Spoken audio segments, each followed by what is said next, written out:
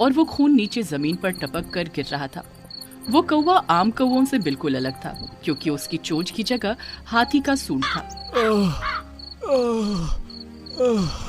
थोड़ी देर बाद वो कौवा उड़ते हुए एक पीपल के पेड़ पर बने घोंसले के पास पहुंचा। विमला, विमला। कौवे के कराहने की आवाज सुनकर घोंसले से उसकी पत्नी निकल कर आई। उसकी पत्नी की भी चोंच की जगह पर हाथी का सूंड था। अपने पति को घायल अवस्था में देखकर उसकी आंखों में आंसू आ गए। विमला, कुछ भी नहीं बदला है, कुछ भी नहीं। तुम्हारे बेटे और बहू वैसे के वैसे ही हैं।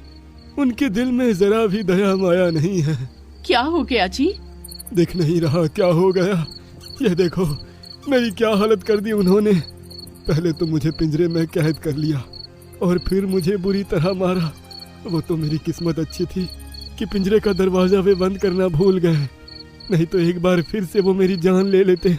मैंने कहा था ना, मैं वहां नहीं जाऊंगा, लेकिन पता नहीं तुम्हारा कौन सा दिल है।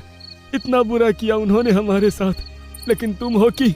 ये कहते हुए कौवे की आंखें गुस्से से लाल हो गईं। वो हमारे बच्चे हैं जी।